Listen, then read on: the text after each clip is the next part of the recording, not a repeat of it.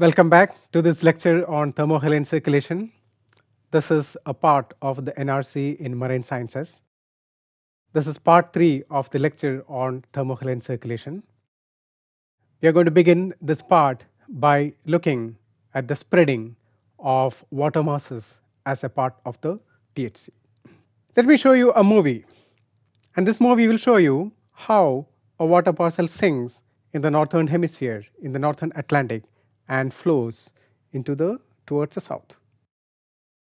In this part, you can see that the water parcel is moving to the north and it is sinking here. The parcel that sinks goes deep into the ocean and returns southward. This happens in the middle of the Atlantic. The deep water flow is roughly between depths of 2000 to 4000 meters. This part of the video shows both the surface return flow and the deep water flow. The deep water flows all across the Atlantic and reaches the oceans near Antarctica.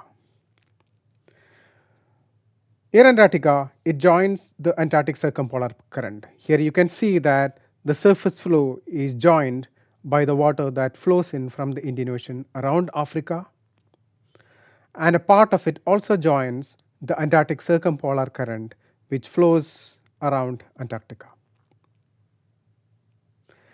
From the Pacific, there is flow in the tropical region through the Indian Ocean through flow region, which flows into the Indian Ocean and joins the thermohaline circulation. Before we proceed further, we need to be familiar with few terms which are used in this topic, and that is definition of water masses.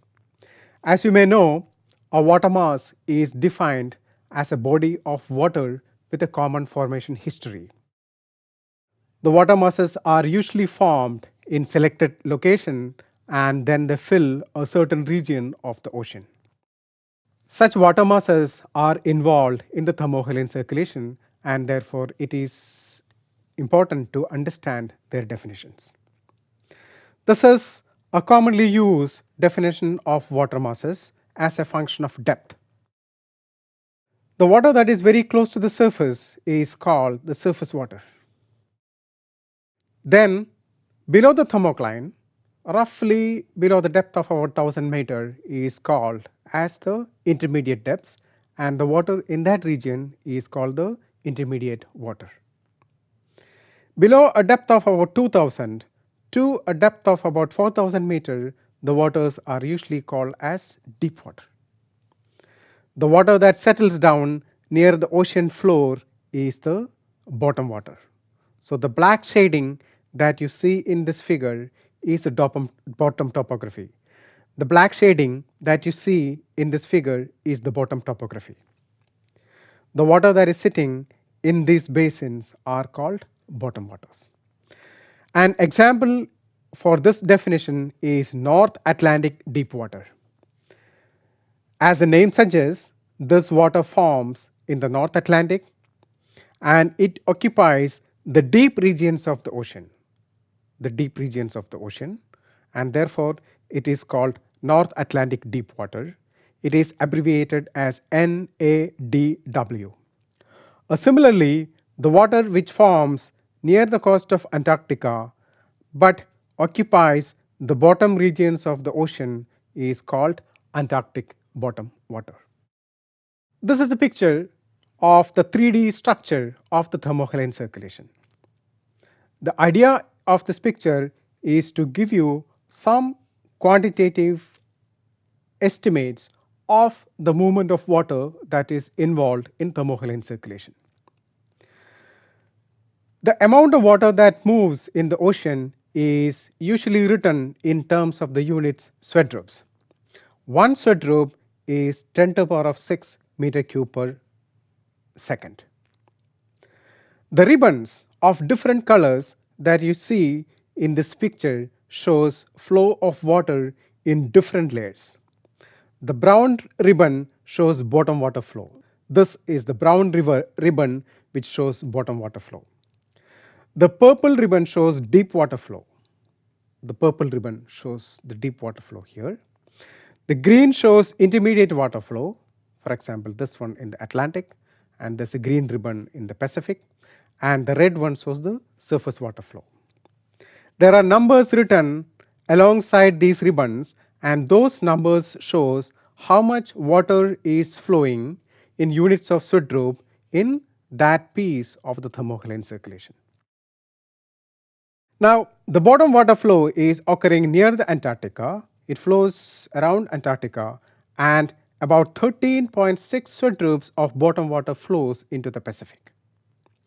There is also an inflow of bottom water into the Indian Ocean, which is about 10.3 Swerdrups. The inflow into the Atlantic is just about 4 Swerdrups happening here.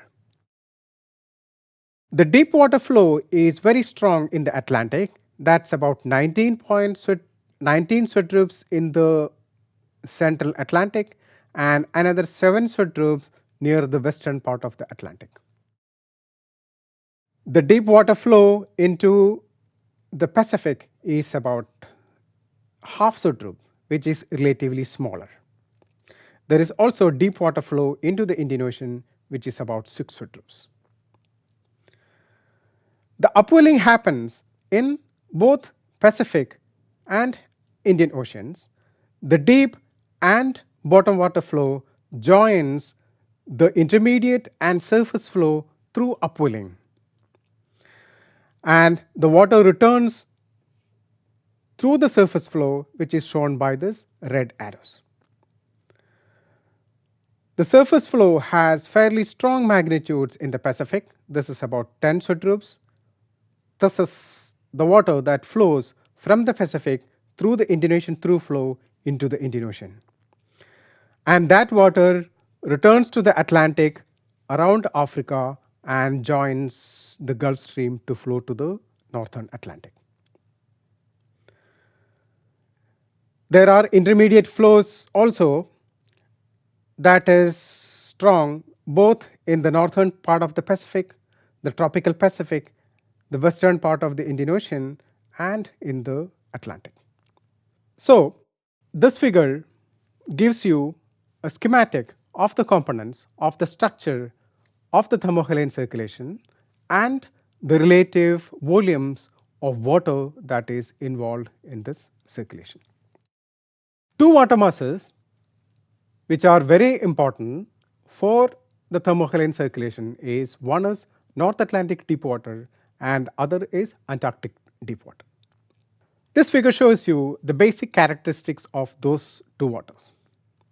The North Atlantic water is marked here, and it occupies a major part of the deep waters of the Atlantic.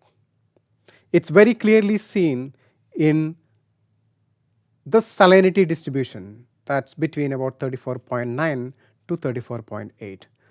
The water in the northern Atlantic has higher salinity because of the rejection of brine during the formation of ice. The water that sinks and it fills the deep waters of the Atlantic. It flows all the way across the Atlantic so as to reach the Southern Ocean.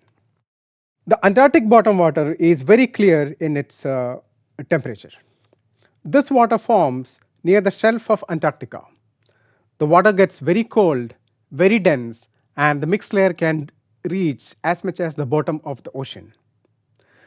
The density of the water becomes very heavy and it sinks all the way to the ocean floor and then spreads. So therefore, you can see this water at the bottom part of the ocean and filling the basins of the northern part of the Atlantic up to about the equatorial region. These two are the waters that forms mostly the deep component of the thermohaline circulation. And these two waters spread into other basins of Indian and Pacific, then upwells and returns through the intermediate and surface circulation. This is another schematic which shows the spreading and upwelling of the water masses involved in thermohaline circulation. This is a view from the southern hemisphere. So you can see the Antarctic continent here. So looking from the top, it's possible to see the branching out into all the three oceans. So this is Atlantic here, this is Pacific here, and there is Indian Ocean here. So this is the North Atlantic deep water, which sinks and flows at deep depths. There is sinking happening near the coast of Antarctica, the Antarctic bottom water which flows down here. This is a circulation around Antarctica. There is branching of Antarctic bottom water into the Pacific, and the mixing of the Antarctic bottom water with the deep waters of the Pacific creates a water mass called as Pacific deep water. The Pacific deep water upwells. A part of the upwelling happens within the Pacific, and another part of the upwelling happens along with the Antarctic circumpolar current which flows around Antarctica. Then the upwell water joins the Pacific upper layer circulation and flows into the Indian Ocean through the Indian Ocean through flow. There is also some North Pacific intermediate water mass formation happening in the Pacific because of the very strong anticyclonic wind stress curl here. The other branch of thermohaline circulation that is of importance to us is the flow of Antarctic bottom water into the Indian Ocean.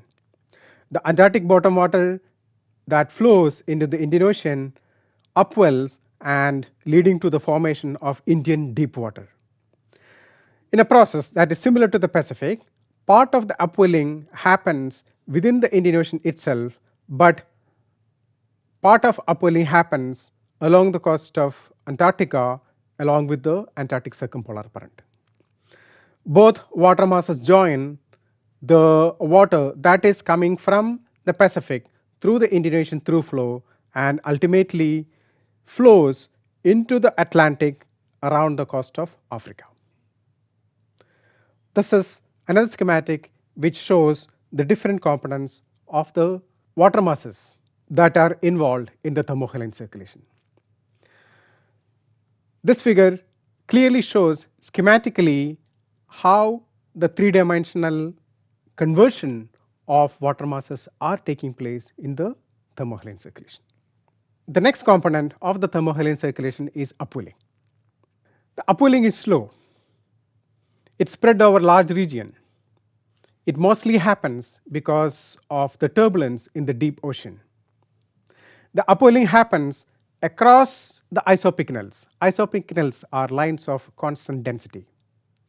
It happens across isopycnals, therefore it's a difficult process to happen. It's also one of the least known processes in the global thermohaline circulation. The estimates of upwelling in the ocean are very few.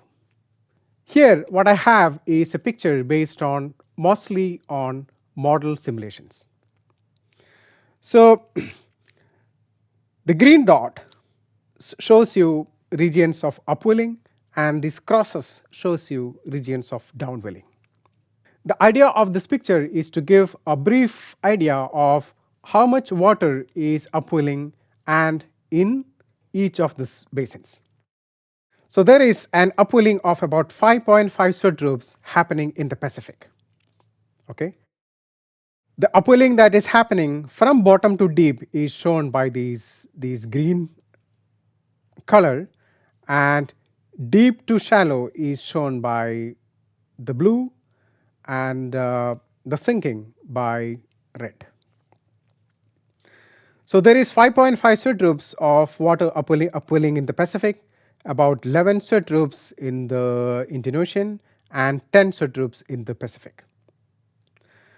The corresponding arrows shows how the meridional transport is occurring in each of these basins. The water that upwells returns to the Atlantic through the upper layer circulation, and that is closed by the surface flow, which is shown by this pink arrow. So far we have seen the patterns of circulation associated with the THC and some numbers of how much water is involved. In the next part we will see a very simple model which has tried to explain the dynamics of thermohaline circulation. Thank you.